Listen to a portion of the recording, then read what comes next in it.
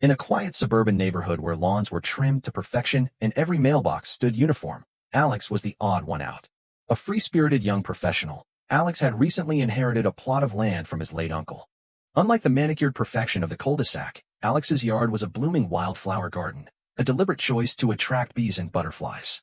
His laid-back attitude clashed starkly with the neighborhood's obsession with order. And nothing embodied that obsession more than Karen. Karen was the self-appointed enforcer of all things proper. With her clipboard in hand and a perpetual look of disapproval, she took it upon herself to ensure the neighborhood adhered to her vision of perfection. From the moment Alex moved in, Karen seemed to have her sights set on him. First, it was the wildflowers. She declared them a weed infestation. Then, the color of his mailbox, which she deemed an eyesore. It was as though Alex's very existence offended her. The final straw came one sunny morning when Alex was sipping coffee on his porch, enjoying the chirping birds. A police car pulled up, and an officer approached him cautiously. Confused, Alex greeted him. "What's going on, officer?" The officer hesitated before replying, "We received a call about a hazardous structure in your yard." Alex blinked, then looked at his quaint little garden shed. That's when it hit him Karen had called 911 on him. Karen wasn't just a nosy neighbor. She was on a mission to make Alex's life miserable. At first, it started small. Notes taped to his door, handwritten warnings about his yard being an eyesore and how it was lowering property values. Alex found them amusing at first, even pinning them on his fridge like badges of honor. But Karen wasn't content with passive aggression. She needed action. The first major escalation came when Alex hosted a small barbecue for a few friends. It was a casual affair, grilled burgers, soft music, and laughter. But just as the burgers were coming off the grill, a police car pulled into the driveway, lights flashing. Alex, perplexed, approached the officer. "We got a noise complaint," the officer explained. Karen was already waiting on the sidewalk, arms crossed and lips pursed. "They've been blasting music and disturbing the peace for hours," she exclaimed, though the barely audible background music told a different story. The officer, visibly irritated, quickly dismissed the complaint and left. But Karen's smug expression lingered. Her behavior became more ridiculous with each passing day. She filed a complaint with the city, claiming Alex's wildflower garden was a breeding ground for pests, and demanded it be removed. A city inspector was sent out, only to determine that Alex's garden was fully compliant and even environmentally beneficial. Furious at being thwarted, Karen began scrutinizing every inch of Alex's property. One morning, Alex woke up to find her standing on the sidewalk with a tape measure, documenting the height of his grass. Then came the Halloween decorations. Alex, a fan of the spooky season, had gone all out with pumpkins, skeletons, and even a small fog machine. The neighborhood kids loved it. But Karen? She was livid. She marched over, pointing at his decorations like they were a crime scene. "These pumpkins are not regulation size. And that fog machine is a fire hazard," she declared, snapping pictures with her phone. When Alex refused to take them down, she called 911. Again. That's when Alex realized this wasn't just a neighborly dispute anymore. This was war. At first, Alex tried to take the high road. He ignored Karen's increasingly absurd complaints and focused on enjoying his new home. But when she called 911 for the third time in a month, this time claiming his outdoor string lights were blinding her at night, he realized he couldn't just let her antics slide anymore. Karen wasn't just annoying, she was actively trying to make his life miserable. And it was time to push back. Alex's retaliation began with small acts of humor designed to highlight the absurdity of Karen's behavior. First, he set up a lawn gnome army, each holding miniature signs with phrases like "Karen's Kingdom," "Beware of grass violations," and "No fun allowed." The neighborhood kids found it hilarious. Even a few adults chuckled as they walked by. Karen, however, was far from amused. She marched over to Alex's yard, fuming. "This is harassment," she shouted. Alex, leaning casually against his porch railing, replied with a smirk. "I'm just expressing my creativity. Isn't that allowed?" The gnomes were just the beginning. When Karen complained about his wildflower garden again, Alex went out of his way to make it even more elaborate. He added small signs identifying each type of flower, complete with educational facts about their environmental benefits. He even named the garden the Karen Memorial Pollinator Sanctuary and posted it on social media, where it quickly gained traction among his friends and neighbors. Karen's attempts to portray Alex as a troublemaker were starting to backfire. But Karen didn't stop there, and neither did Alex. Karen's war against Alex was no longer just a personal vendetta, it had become a full-scale neighborhood issue. As the gnome army grew and the wildflower garden flourished, neighbors began choosing sides. Some found Karen's obsession with rules exhausting and openly supported Alex, while others, too fearful of retaliation, stayed silent. One afternoon, Tom, the retired engineer who lived next door, wandered over as Alex was watering his flowers. "I have to say," Tom said, eyeing the new sign Alex had placed in his yard that read "Caution, non-HOA approved zone," I haven't laughed this much in years. Alex grinned. I aim to entertain. Tom's expression sobered.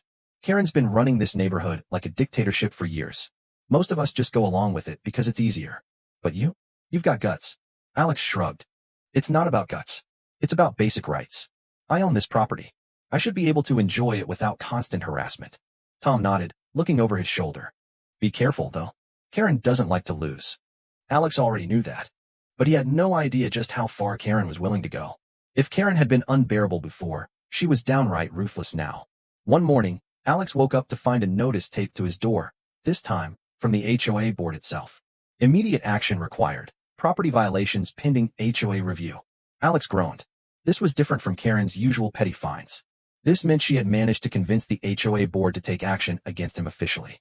Later that evening, he saw her outside, clipboard in hand, gleefully speaking to two HOA members while pointing at his yard. Alex had had enough. He marched outside. Karen, what exactly is your problem? She turned, feigning innocence. Alex, I'm just ensuring the neighborhood maintains its charm. By filing bogus complaints? She scoffed. Nothing bogus about it. Your wildflower garden attracts pests. Your decorations are an eyesore. Your mailbox is non-compliant. And your gnome army is juvenile. Alex smirked.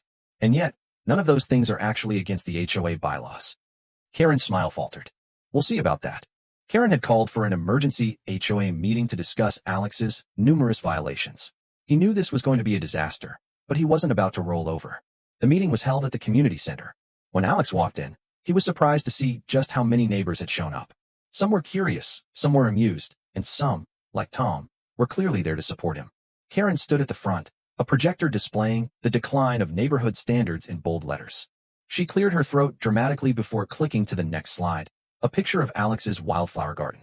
This, she began, her voice full of manufactured disgust, is what our neighborhood has been subjected to. Overgrown, unsightly, and a breeding ground for pests. A murmur spread through the crowd. Alex raised an eyebrow. Funny, the city inspector said my garden was environmentally beneficial.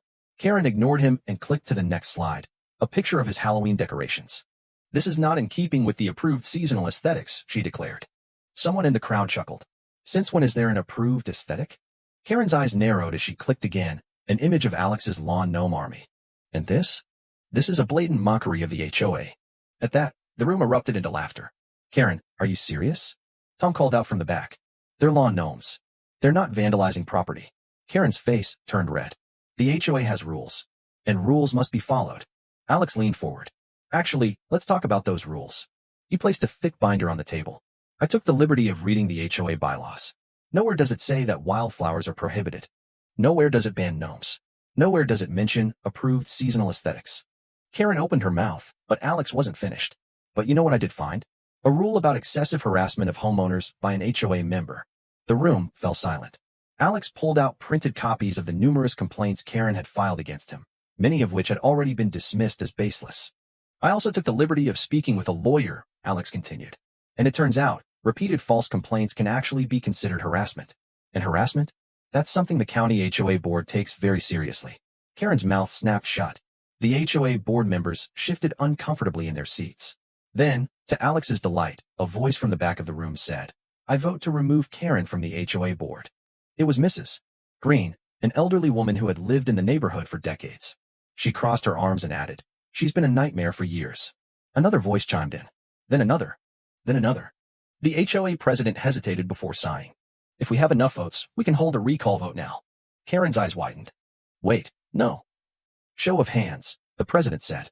One by one, hands went up. And just like that, Karen was out. Karen tried to fight back, of course.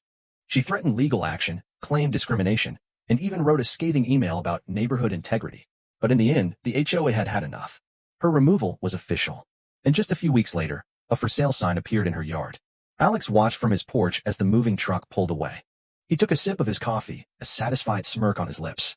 The war was over. With Karen gone, the neighborhood changed. The new HOA board was more reasonable, the pointless citations disappeared, and people started actually enjoying their homes. One afternoon, Tom showed up at Alex's door with a wooden plaque. What's this? Alex asked. Tom grinned. A little something from the neighborhood. Alex read the inscription. Alex Parker, defender of the neighborhood. He laughed, shaking his head.